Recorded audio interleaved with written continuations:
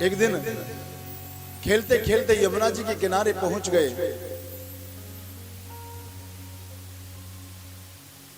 Yamuna pooling पर जाकर देखा और सभी ग्वाल वालों से कहा कि आज तो हम गेंद का खेल खेलेंगे भैया।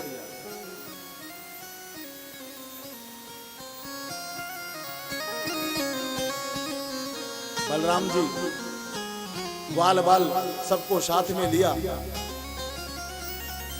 और कंदुक क्रीड़ा के लिए आगे यमुना पुलिन पर काली दह पर जहां रहता था कालिया नाग, जो भी पक्षी उस यमुना जी के ऊपर से उड़ता उसके विष के प्रभाव से वो पक्षी आकाश मार्ग से उड़ता हुआ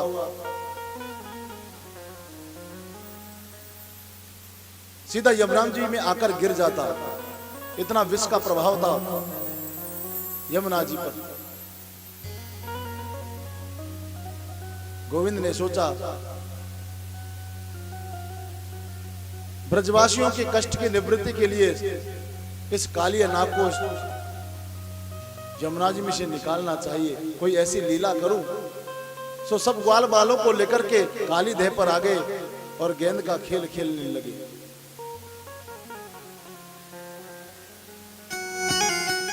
मधुमंगल ने गेंद को जोर से फेंक दिया, सो गेंद सीधी चली गई काली देह में। अब उन बचपन का मित्र जो श्रीदामा है वो अपने घर से नई गेंद बनाकर लाया था। कन्हैया को बोला भैया मुझे तो मेरी गेंद चाहिए, कहीं से भी ला कर दो। अब वो तो यमुना जी में चली गई। सब ग्वाल वालों ने समझाया लेकिन उनके समझ में नहीं आया। वो तो हट करके बैठ के बालक है ना, कन्हैया मुझे तो मेरी गेंद चाहिए। सो पता है मेरे गोविंद ने क्या किया, कदम के वृक्ष पर चढ़े और यमुना जी में छलांग लगा दी।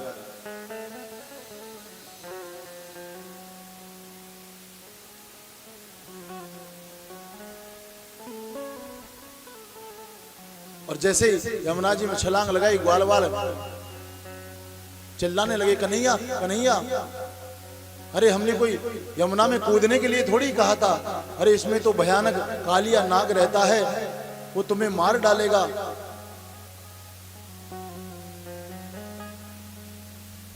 सारे ग्वाल वाले व्याकुल हो गए। एक ग्वाले ने मां यशोदा से कहा, मैया कन्हैया ने यमुना में छलांग लगा दी। और जैसे ही मां यशोदा ने सुना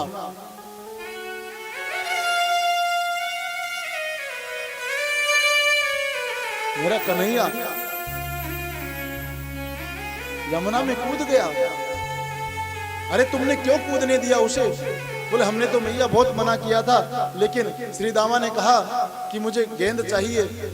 सो कन्हैया उस गेंद को लेने के लिए यमुना जी में कूद गए।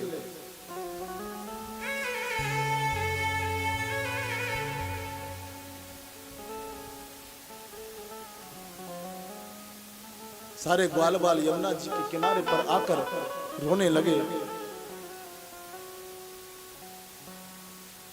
उधर मेरे कन्हैया अंदर जब यमुना जी में पहुंचे तो वो नाग पत्नियां वहां पर कालिया नाग की सेवा में लगी हुई थी और कालिया नाग सहन कर रहा था। जैसे ही गोविंद को देखा, गोविंद की रूप माधुरी पर इतनी मोहित हो गई कि ऐसा बालक तो हमने कभी जीवन में पहले नहीं देखा।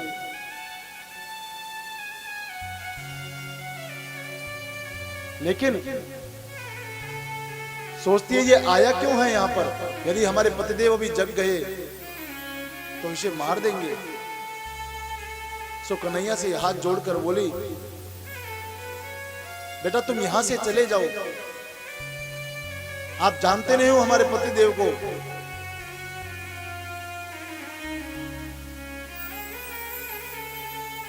कोई पक्षी भी इस यमुना के ऊपर से उड़ नहीं सकता।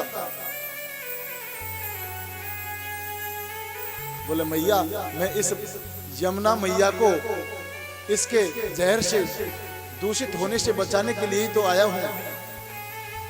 कौन है आप? भगवान में चतुर्भुज रूप में दर्शन दिए, नाग पत्नियों को दंडवत प्रणाम किया। और जैसे ही कालिया नाग को पता लगा,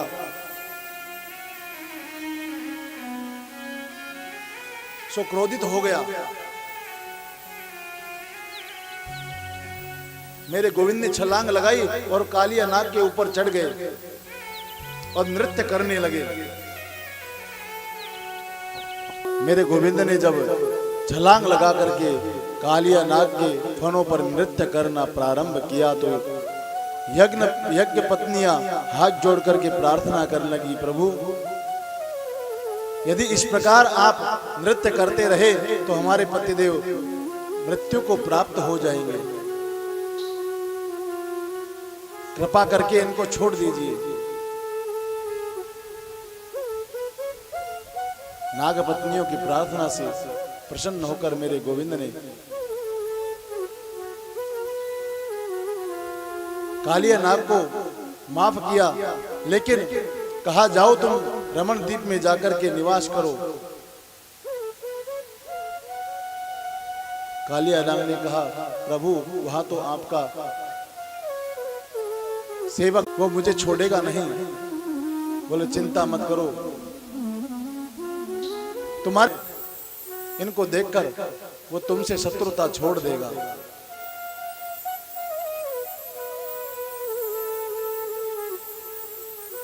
भवान ही कारणं तत्र सर्वज्ञो जगदीश्वरा, अनुग्रहं निग्रहं वा मन्यसे तद्विदेहिना।